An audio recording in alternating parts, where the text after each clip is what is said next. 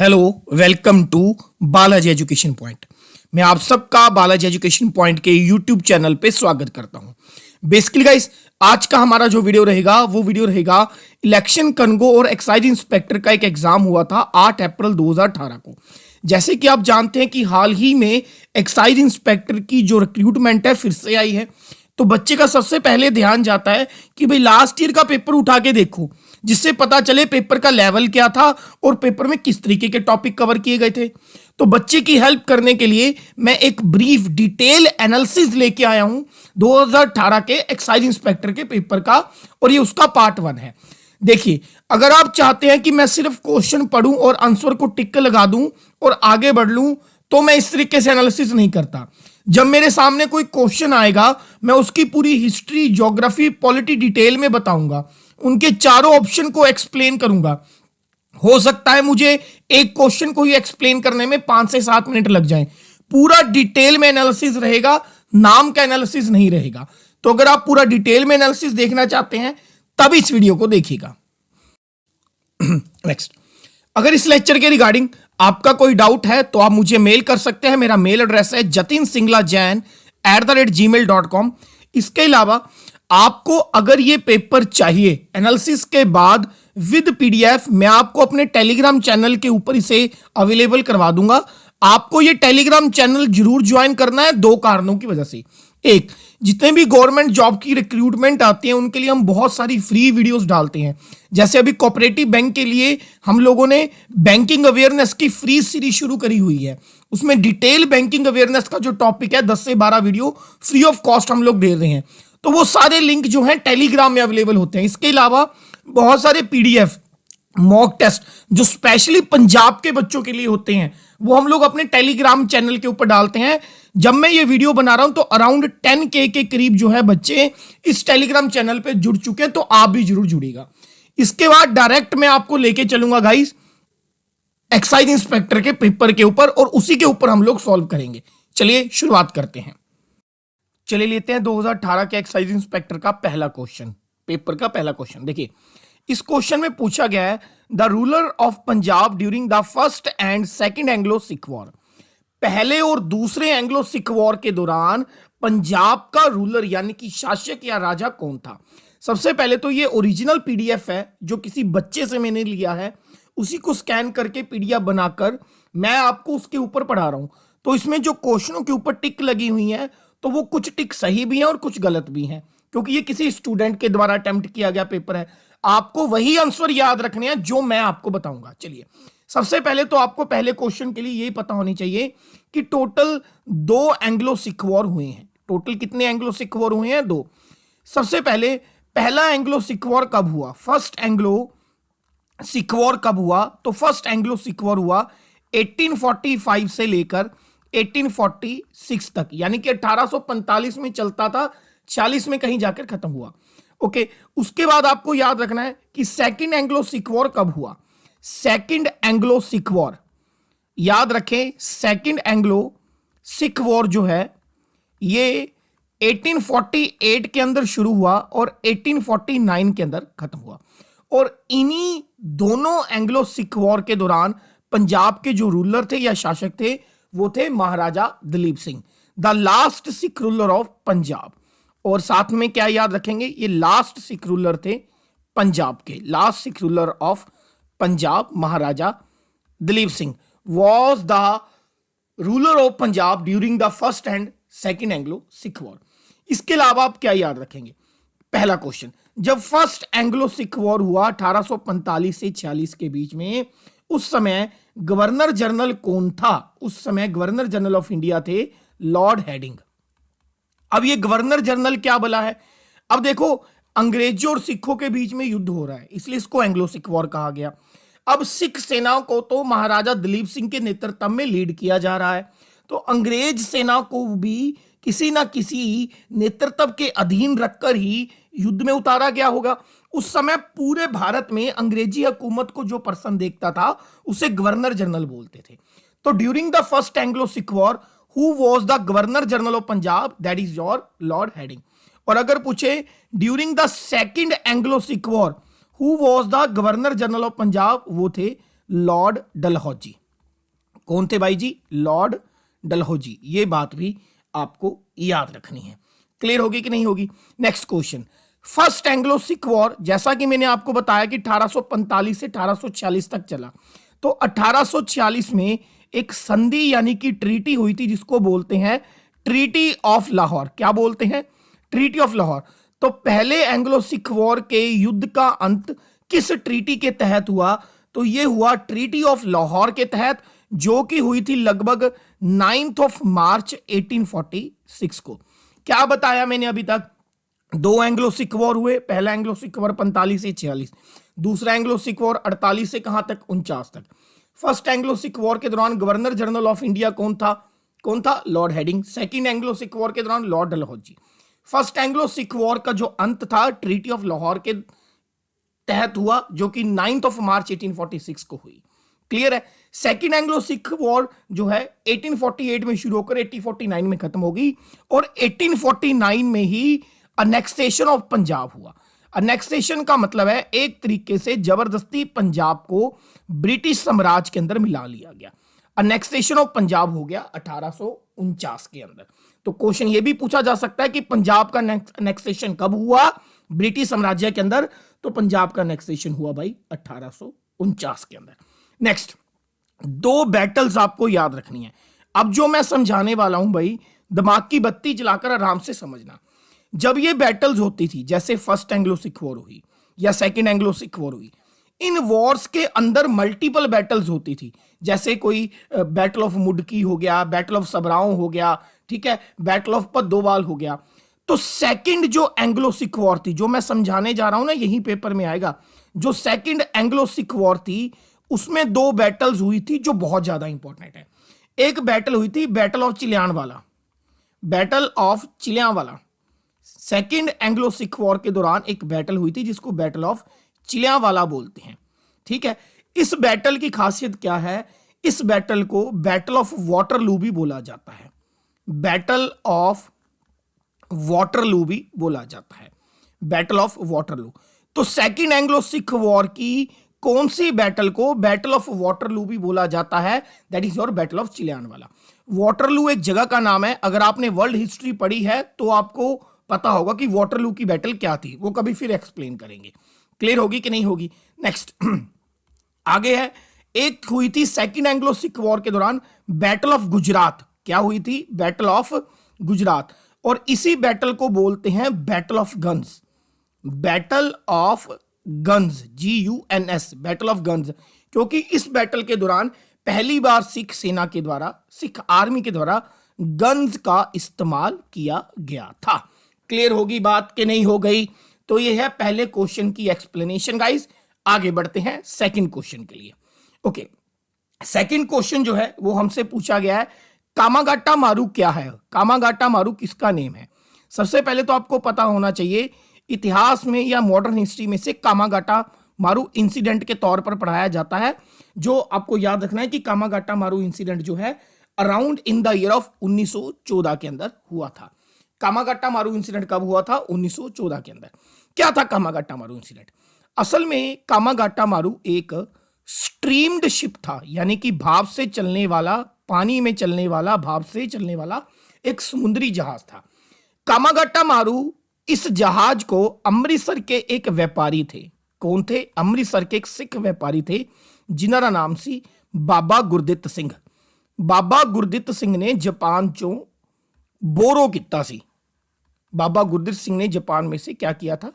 एक तरीके से बोरो किया था, उधार लिया था कुछ पैसे देकर, ताकि वो अपना इंपोर्ट एक्सपोर्ट का जो बिजनेस है उसे चला सके। क्लियर होगी बात कि नहीं होगी? तो कामागाटा मारू जो था एक जापानीज शिप था। ये कामागाटा मारू जहाज जो था ये हांगकांग से होता हुआ कनाडा के वैंकूवर में जा रहा था। कनाडा के वैंकूवर में जा रहा था। ठीक है, वैंकूवर शहर है ना कनाडा के अंदर। तो ये हांगकांग से होता हुआ, पंजाब से कनाडा से होता हुआ, हांगकांग से होता हुआ कनाडा के वैंकूवर शहर में जा रहा था। इसमें लगभग 376 पैसेंजर थे। कितने पैसेंजर थे? 376 पैसेंजर। ज्यादातर सिख थे, कुछ हिंदू भी थे, कुछ मुसलमान भी थे। जब ये वैंकूवर पहुंचा तो इन 376 पैसेंजर में से सिर्फ 24 पैसेंजर्स को ही कनाडा के वैंकूवर शहर में उतरने के लिए परमिशन दी गई। सिर्फ 24 पैसेंजर्स को ही कनाडा के वैंकूवर शहर में उतरने के लिए परमिशन दी गई। बाकी बचे हुए 352 पैसेंजर्स को जबरदस्ती इंडिया वापस भेज दिया गया। भाई क्लियर है कि नहीं हो गया क्लियर? क्लियर। सिर्फ 24 पैसेंजर को ही कनाडा की धरती पर उतरने के लिए परमिशन दी गई जो इस जहाज में बैठे थे, और 352 पैसेंजर को फिर से वापस भेज दिया गया। भाई यह जहाज वापस पहुंचा कलकत्ता में। कलकत्ता में एक पोर्ट है जिसका नाम बहुत पूछते हैं, बजबज पोर्ट। क्या पूछते हैं, क्या नाम है? बजबज पोर्ट, BUZZ, बजबज, 2 बार आता है, बजबज पोर्ट। क्लियर होगी बात कि नहीं होगी? इस पोर्ट पे जब ये जहाज पहुंचा तो हमारी जो इंडियन पुलिस थी, या ब्रिटेन पुलिस कह लो क्योंकि उस समय हम गुलाम थे, उन्होंने जबरदस्ती 352 पैसेंजर्स के ऊपर लाठीचार्ज किया, अत्याचार किया, उनके ऊपर आक्रमण किया और उन्हें पकड़कर जबरदस्ती फिर से पंजाब भेज दिया। इस अटैक के अंदर 22 पंजाबियों की, यानी कि 22 पैसेंजर्स की डेथ हो गई थी। इसलिए इस इंसिडेंट को कामागाटा मारू इंसिडेंट बोला जाता है। यह आपको याद रखना है। कितने पैसेंजर थे भाई? 376 पैसेंजर थे। कितनों को परमिशन मिली उतरने की? 24 को। कितनों को वापस भेजा गया? 352 को। कितने लोगों की मौत हुई? 22 लोगों की मौत हुई। इस जहाज को बोरो किसने किया? अमृतसर के एक व्यापारी ने, जिनका मेन काम था इंपोर्ट एक्सपोर्ट का, आयात निर्यात का, बाबा गुरदित्त सिंह। और बाद में उन्होंने इस जहाज का नाम, कामागाटा मारू जहाज का नाम बदलकर नानक शिप, यानी कि गुरु नानक देव जी के नाम पर, नानक जहाज के नाम पर रख दिया था। यह भी आपको याद रखना है। नेक्स्ट कर दिया जी थर्ड क्वेश्चन। थर्ड क्वेश्चन में पूछा गया है कि निम्नलिखित दे विचों केड़ी प्रिंसली स्टेट है? प्रिंसली स्टेट का मतलब होता है रियासत, राजशाही राज्य। केड़ी प्रिंसली स्टेट है जिन्हों फुल्कियाना स्टेट्स भी कहा जाता है, या केड़ी केड़ी राजशाही स्टेट्स नूं मिला के फुल्कियाना स्टेट्स बनती है? देखो सब तो पहला याद रखियो भी फुल्कियाना नाम की एक मिसल हुई है, फुल्किया मिसल हुई है। मिसल का मतलब होंदा है एक तरीके का ग्रुप, ਜਿਹੜੇ ਕਿਸੇ एक तरीके की विचारधारा नाल जुड़े हुए लोग ने। अरबी भाषा का शब्द है मिसल, ठीक है, अरबी भाषा का शब्द है मिसल, जिहदा मतलब होंदा है ग्रुप, ठीक है, योद्धा। क्लीयर। एक फुल्कियान मिसल हुई है, तुहानूं पता है भी पंजाब के इतिहास दे विच 12 मिसलां हुई ने, उहदे विचों एक मिसल हुई है फुल्कियान मिसल, जिहदे फाउंडर मन्निया जाता है चौधरी फूल सिद्धू नूं। किहनूं? चौधरी फूल सिद्धू नूं, ठीक है जी। इन्हां नूं फुल्कियां मिसल का फाउंडर मन्निया जाता है। ते किहड़ी स्टेट्स नूं मिला के फुल्कियान स्टेट्स बनदी है? 3 स्टेट्स नूं, पटियाला, नाभा ते जींद।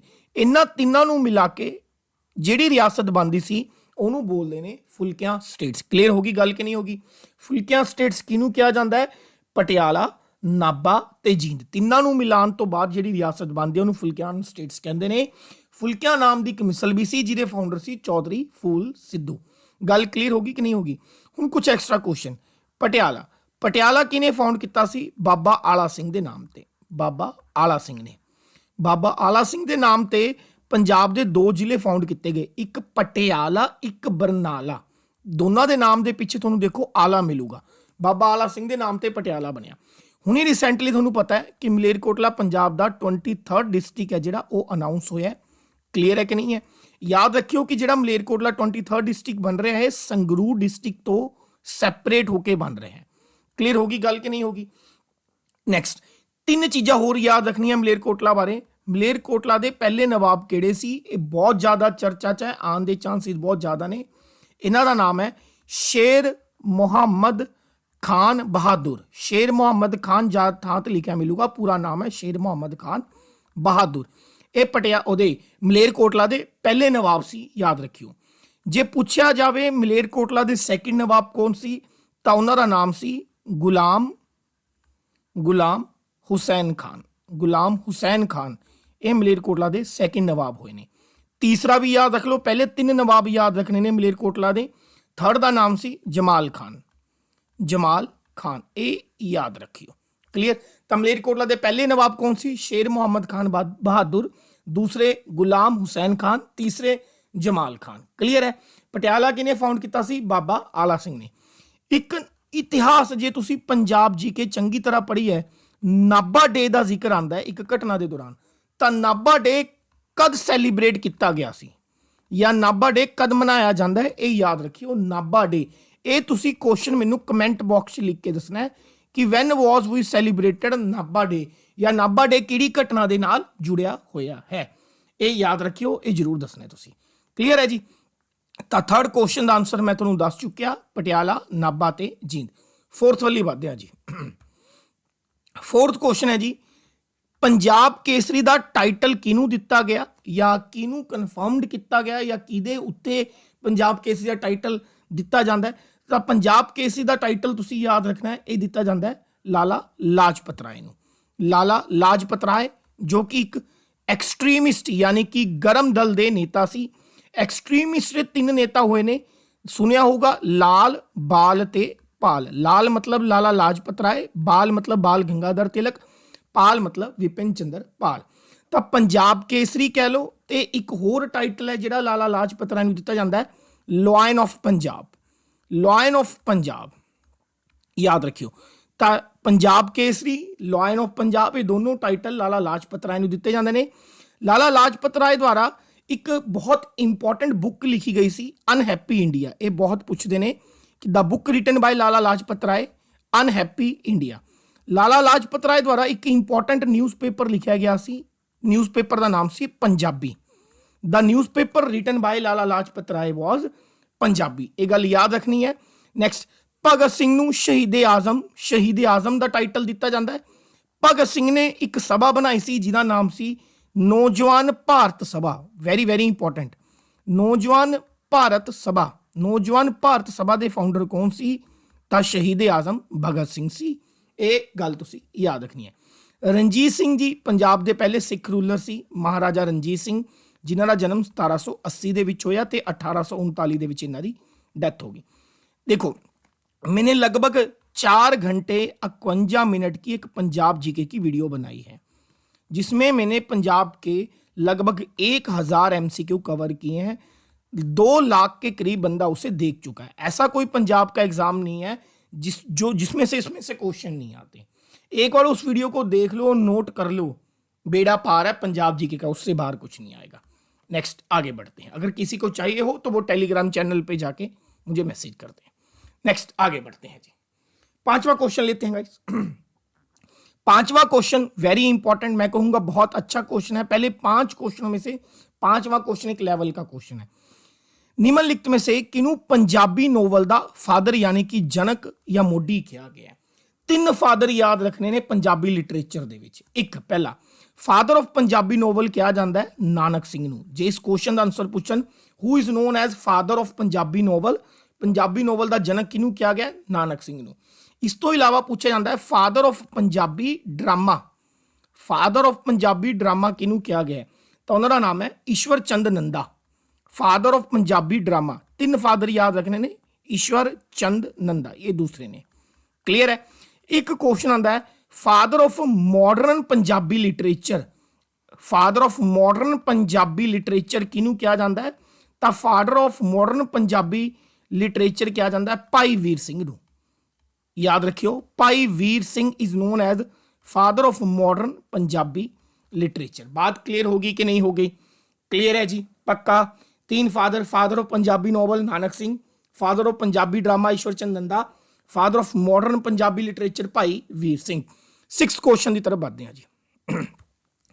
क्वेश्चन है जी, ब्रिटिश ने अनैक्सेशन किया पंजाब का किहड़े ईयर दे विच? मैं ऑलरेडी तुहानूं दस चुकिया ऊपर, मार्च 1849 के अंदर ब्रिटिश ने अनैक्सेशन किया सी पंजाब का, यानी कि आंसर आएगा ए ऑप्शन। मार्च 1849 के अंदर अनैक्सेशन होया सी पंजाब का।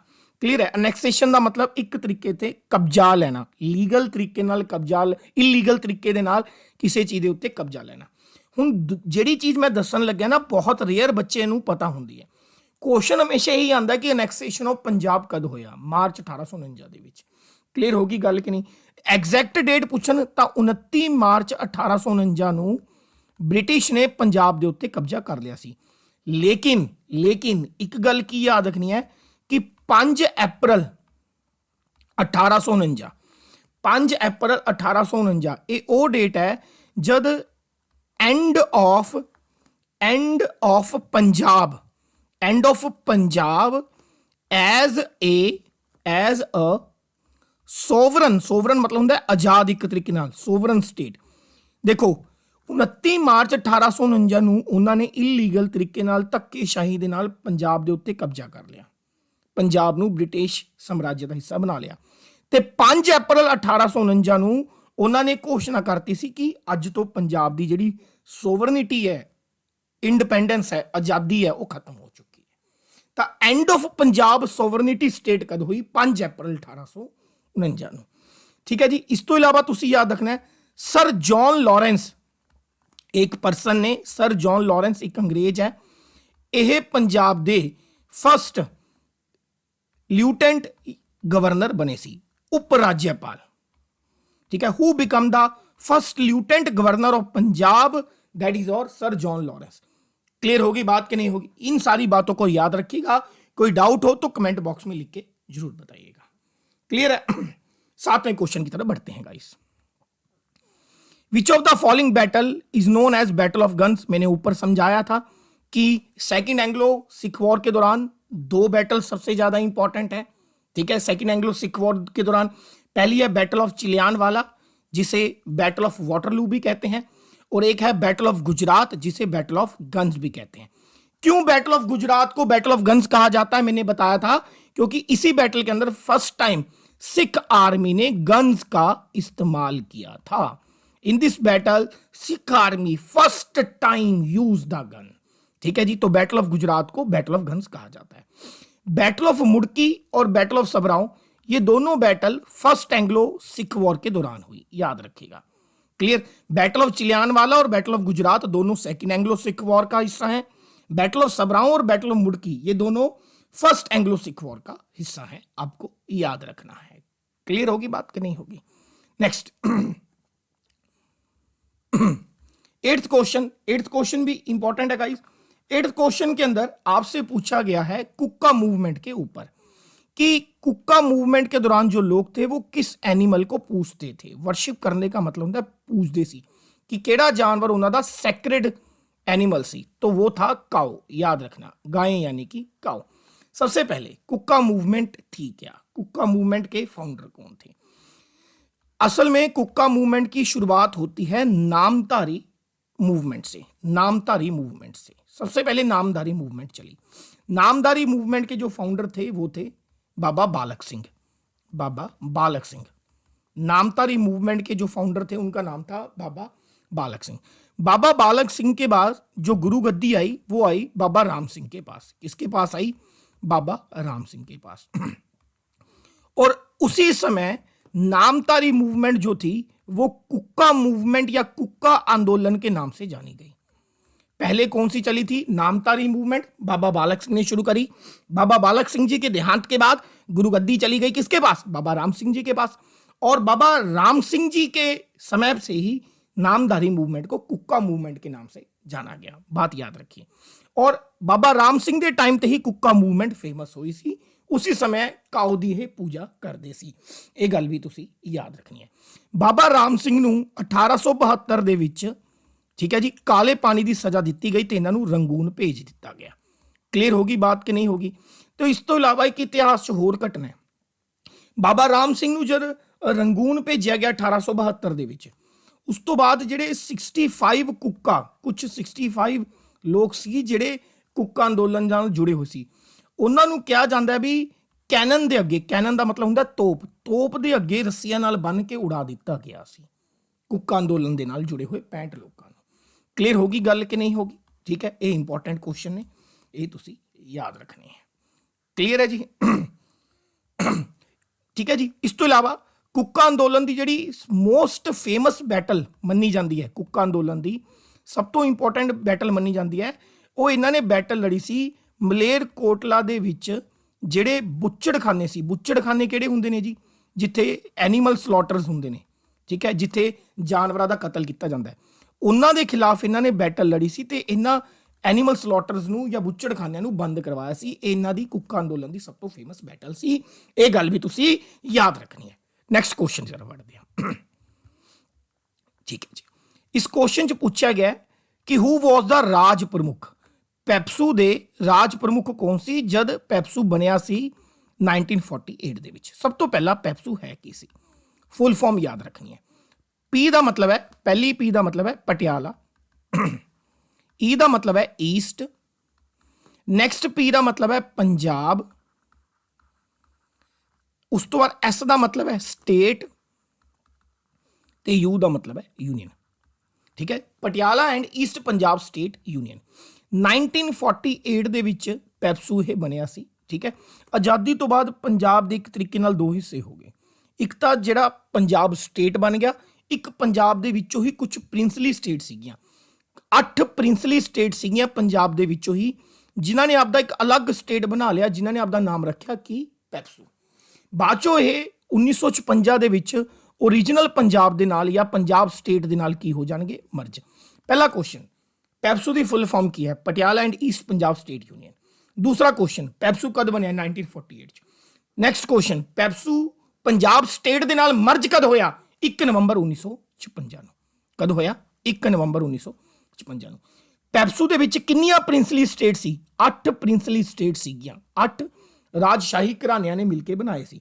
ਕਿਹੜੀ ਕਿਹੜੀ 8 ਪ੍ਰਿੰਸਲੀ ਸਟੇਟ ਸੀ, ਇੱਕ ਪਟਿਆਲਾ, ਕਲੀਅਰ, ਨਾਭਾ, ਜੀਂਦ, ਤਿੰਨੋਂ ਫੁਲਕੀਆਂ ਸਟੇਟਸ ਹੋ ਗਈਆਂ ਇਹ। ਠੀਕ ਹੈ, ਉੱਪਰ ਕੀਤਾ ਸੀ ਨਾ ਫੁਲਕੀਆਂ ਸਟੇਟਸ, ਪਲੱਸ ਚੌਥੇ ਨੰਬਰ ਤੇ ਆ ਗਈ ਮਲੇਰਕੋਟਲਾ, ਮਲੇਰਕੋਟਲਾ। ਠੀਕ ਹੈ ਜੀ, ਨੈਕਸਟ ਪੰਜਵੇਂ ਤੇ ਆ ਗਈ ਕਲਸੀਆਂ, ਛੇਵੇਂ ਤੇ ਆ ਗਿਆ ਨਾਲਾਗੜ੍ਹ। ਇਹ ਸਾਰੀਆਂ ਪ੍ਰਿੰਸਲੀ ਸਟੇਟ ਸੀਗੀਆਂ, ਇੱਕ ਤਰੀਕੇ ਦੇ ਰਾਜਸ਼ਾਹੀ ਘਰਾਣੇ ਸੀ ਨਾਲਾਗੜ੍ਹ, क्लियर। 7वें पे आ गया फरीदकोट, 7वें पे आ गया कौन सा आपका फरीदकोट। पटियाला, नाभा, जींद, कलसिया, मलेरकोटला, फरीदकोट, नालागढ़। लास्ट बन ऑन द लिस्ट 8वें पे थे कपूरथला। इन 8 प्रिंसली स्टेट्स ने मिलके गाइस की बना लिया, पैप्सू बना लिया। गल क्लीयर है कि नहीं। पैप्सू दे जेड़े पहले राज प्रमुख सी महाराजा यादविंदर सिंह यानी कि पटियाले दे राजा। पैप्सू दे पहले राज प्रमुख बनाया गया यादविंदर सिंह नूं, उस समय दे पटियाले दे राजा। जे पुछन पैप्सू दे पहले फर्स्ट उप राज प्रमुख कौन सी, तां पैप्सू दे पहले उप राज प्रमुख सी महाराजा जगजीत सिंह, जेड़े कि कपूरथला दे राजा सी। कित्थे दे राजा सी, कपूरथला दे। ठीक है जी। पैप्सू दी राजधानी कित्थे सी, पैप्सू दी राजधानी सी पटियाला। मैं बहुत सारी चीज़ां दसदियां। पैप्सू दे पहले राज प्रमुख कौन सी, महाराजा यादविंदर सिंह, जेड़े कि पटियाला दे राजा सी। पैप्सू दे पहले उपराज प्रमुख कौन सी, महाराजा जगजीत सिंह, जेड़े कि कपूरथला दे राजा सी। पैप्सू दी राजधानी केड़ी सी, पटियाला। ज्ञान सिंह राड़ेवाला पैप्सू दे पहले सीएम सी। Very important question, who was the first CM of PEPSU, Gyan Singh राड़ेवाला।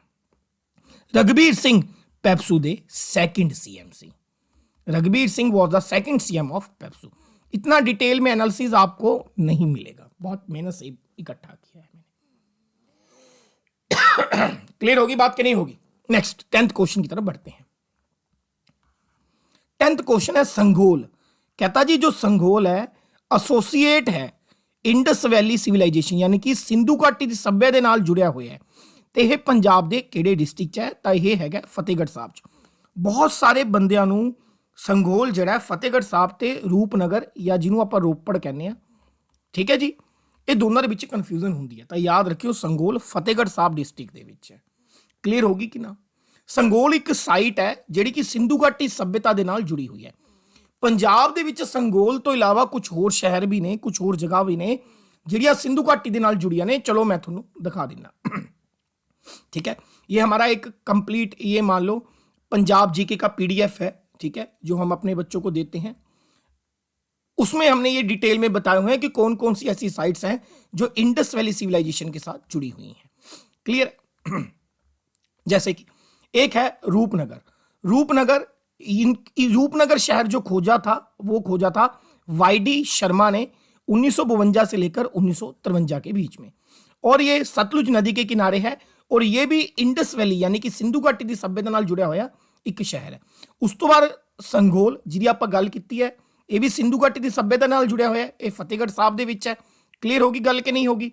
Next ਉਸ ਤੋਂ ਬਾਅਦ ਹੈ ਸਨੇਤ। ਸਨੇਤ ਲੁਧਿਆਣਾ ਡਿਸਟ੍ਰਿਕਟ ਦੇ ਵਿੱਚ ਹੈ। Very very important. ਜਿੰਨੀਆਂ ਵੀ ਪੰਜਾਬ ਦੇ ਵਿੱਚ ਸਿੰਧੂ ਘਾਟੀ ਦੀ ਸੱਭਿਅਤਾ ਦੇ ਨਾਲ ਜੁੜੇ ਹੋਏ ਸ਼ਹਿਰ ਨੇ, ਉਹਨਾਂ ਦੇ ਵਿੱਚੋਂ ਸੁਨੇਤ ਜਾਂ ਜਿਹਨੂੰ ਸਨਤ ਵੀ ਬੋਲਦੇ ਨੇ, ਠੀਕ ਹੈ, ਸਭ ਤੋਂ ਵੱਡੀ ਸਾਈਟ ਹੈ ਲੁਧਿਆਣਾ ਡਿਸਟ੍ਰਿਕਟ 'ਚ, ਯਾਦ ਰੱਖਣੀ ਹੈ। ਉਸ ਤੋਂ ਬਾਅਦ ਹੈ ਜੀ ਡੋਲਾਬਾਹਾ, ਸੁਪਰ ਇੰਪੋਰਟੈਂਟ। ਇਹ ਹੁਸ਼ਿਆਰਪੁਰ ਡਿਸਟ੍ਰਿਕਟ 'ਚ ਹੈ। ਇਹ ਵੀ ਸਿੰਧੂ ਘਾਟੀ ਦੀ ਸੱਭਿਅਤਾ ਨਾਲ ਜੁੜਿਆ ਹੋਇਆ ਸ਼ਹਿਰ ਹੈ। ਉਸ ਤੋਂ ਬਾਅਦ ਇੱਕ ਹੈ ਕੋਟਲਾ ਨਿਹੰਗ ਖਾਨ, ਇਹ ਵੀ ਰੋਪੜ 'ਚ ਹੈ। ਇੱਕ ਹੈ ਡੇਰਾ ਮਾਜਰਾ, ਡੇਰਾ ਮਾਜਰਾ ਇਹ ਵੀ ਰੋਪੜ 'ਚ ਹੈ। ਕਲੀਅਰ। ਇਸ ਤਰੀਕੇ ਦੇ ਨਾਲ ਇੱਕ ਰੋਹਿੜਾ ਹੈ। ਰੋਹਿੜਾ ਇਹ ਅਹਿਮਦਗੜ੍ਹ ਦੇ ਵਿੱਚ ਹੈ, ਡਿਸਟ੍ਰਿਕਟ ਸੰਗਰੂਰ ਦੇ ਵਿੱਚ ਹੈ। ਇਹ ਵੀ ਜਿਹੜਾ ਹੈ ਸਿੰਧੂ ਘਾਟੀ ਦੀ ਸੱਭਿਅਤਾ ਨਾਲ ਜੁੜਿਆ ਹੋਇਆ ਸ਼ਹਿਰ ਹੈ। ਤਾਂ ਕਹਿਣ ਦਾ ਮਤਲਬ ਕੀ ਹੈ ਗਾਈਜ਼, ਕੁਝ ਸ਼ਹਿਰ ਨੇ ਜਿਹੜੇ ਪੰਜਾਬ ਦੇ ਵਿੱਚ ਖੁਦਾਈ ਦੇ ਦੌਰਾਨ ਮਿਲੇ ਨੇ ਤੇ ਉਹ ਸਿੰਧੂ ਘਾਟੀ ਦੀ ਸੱਭਿਅਤਾ ਦੇ ਸਮੇਂ ਦੇ ਨੇ।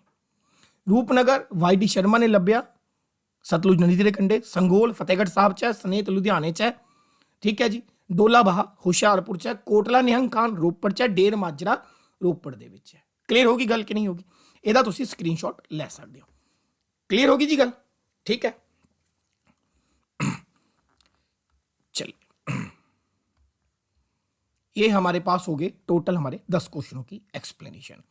ये 10 क्वेश्चनों की एक्सप्लेनेशन को आप सिर्फ 10 क्वेश्चन की तरफ से मत देखिए, आप ये देखिए मैंने पूरा एक टॉपिक पढ़ा है, आपको लगभग 8 से 10 टॉपिक क्लियर कर दिए हैं मैंने। क्लियर है? एक तो पंजाब जीके की पूरी वीडियो देख लो, 4 घंटे 51 मिनट की। जिसको चाहिए वो कमेंट बॉक्स में कमेंट कर दे, मैं उसी वक्त रिप्लाई करके आपको लिंक भेज दूंगा। इस तरीके से लगभग जितने भी इसके 100 110 जितने भी क्वेश्चन हैं, 8 से 10 पार्ट बनेंगे। पूरा मैथ का सॉल्यूशन डिटेल में होगा, पंजाबी का, कंप्यूटर का, इंग्लिश का और उसी तरह जीके का। पर पेशेंसली आपको देखना है, ठीक है जी।